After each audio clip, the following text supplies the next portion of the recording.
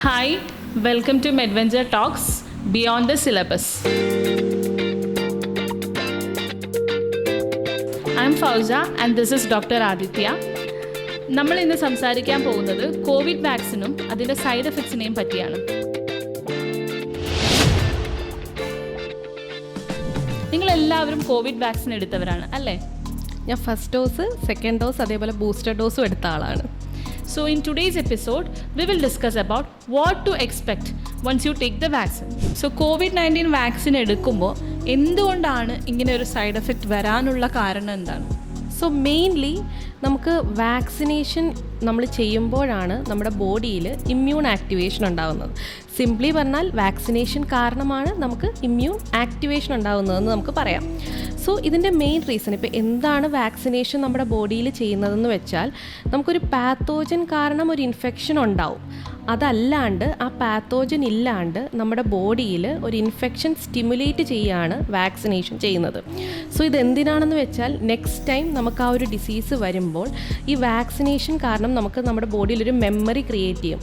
അതായത് ഫർദർ നമുക്ക് ആ ഒരു ഡിസീസ് വരുമ്പോൾ എങ്ങനെ പ്രിവെൻറ്റ് ചെയ്യാം, ആ ഒരു ഡിസീസിനെ എങ്ങനെ പ്രിവെൻറ്റ് ചെയ്യാമെന്ന് നമ്മുടെ ബോഡി ഒരു മെമ്മറി ക്രിയേറ്റ് ചെയ്തെടുക്കുന്നതാണ് മെയിൻലി വാക്സിനേഷൻ്റെ ഡ്യൂട്ടി എന്ന് പറയുന്നത്.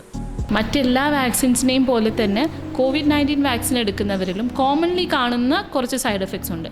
ലൈക്ക് ഫറ്റീഗ്, ഹെഡ് ഏക്ക്, നോസിയ, മയാൾജിയ പോലുള്ള കണ്ടീഷൻസ്. യെസ്, പക്ഷേ ഈ എല്ലാ സിംറ്റംസും ഒരു 24 to 72 അവേഴ്സിനുള്ളിൽ തന്നെ ടിപ്പിക്കലി നമുക്കത് റിസോൾവ് ചെയ്യാൻ പറ്റുന്നത് തന്നെയാണ്.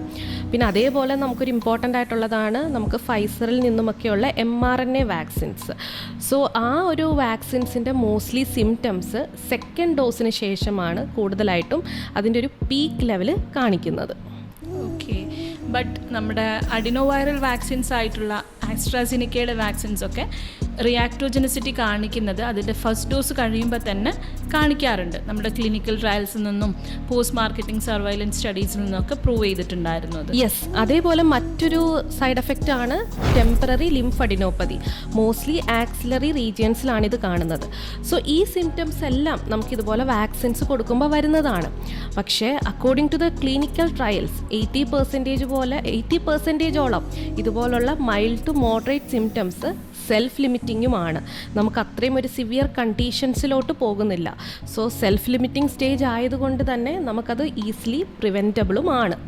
ഇനി നമുക്ക് ഈ വാക്സിൻ്റെ കുറച്ച് rare but serious side effects എന്താണെന്ന് നോക്കാം. ഈ വാക്സിൻ എടുക്കുന്നവരിൽ ചില റാപ്പിഡ് അലർജിക് റിയാക്ഷൻസ് ഉണ്ടാവാറുണ്ട്. അനാഫൈലാക്റ്റിക് റിയാക്ഷൻസ് ഒക്കെ, ബ്ലഡ് പ്രഷറൊക്കെ ഡ്രോപ്പ് ചെയ്ത് റാപ്പിഡ് ആയിട്ടുള്ള അലർജിക് റിയാക്ഷൻസ്. ഇതിന് മെയിനായിട്ടും ഈ വാക്സിൻസിൽ യൂസ് ചെയ്തിട്ടുള്ള ചില കണ്ടൻസ് ആണ് കാരണം.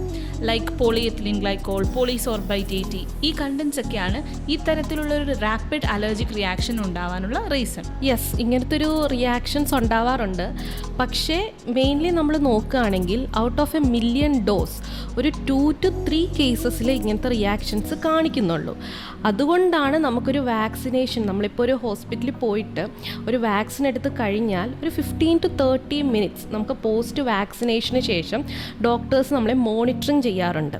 സോ മെയിൻലി നമ്മളെ ആ മോണിറ്ററിങ് എന്തിനാണ് ചെയ്യുന്നതെന്ന് വെച്ചാൽ ഈ ഒരു റിയാക്ഷൻ, കാരണം ഇതൊരു സഡൻ റാപ്പിഡ് റിയാക്ഷനാണ്. സോ ഇത് വരുന്നുണ്ടോ ഇല്ലയോ എന്ന് നോക്കാൻ വേണ്ടിയിട്ടാണ്. ആൻഡ് ഓൾസോ അതിൻ്റെ ഇൻസിഡൻസ് വളരെ കുറവുമാണ്. അതുപോലെ തന്നെ ഒരു 30 yearsന് താഴെയുള്ള യങ് അഡൾട്ട്സിൽ കാണപ്പെടുന്ന മയോകാർഡൈറ്റിസ്, പെരികാർഡൈറ്റിസ് പോലുള്ള side effects. Yes, so myocarditis അല്ലെങ്കിൽ പെരികാർഡൈറ്റിസ് എന്ന് പറഞ്ഞാൽ ഇൻഫ്ലമേഷൻ ഓഫ് ഹാർട്ട് മസിൽസ് അല്ലെങ്കിൽ ലൈനിങ്. ഓക്കെ, അതിൻ്റെ ഇൻഫ്ലമേഷനാണ് ഈ മയോകാർഡൈറ്റിസ് അല്ലെങ്കിൽ പെരികാർഡൈറ്റിസ് കൊണ്ട് നമ്മൾ ഉദ്ദേശിക്കുന്നത്.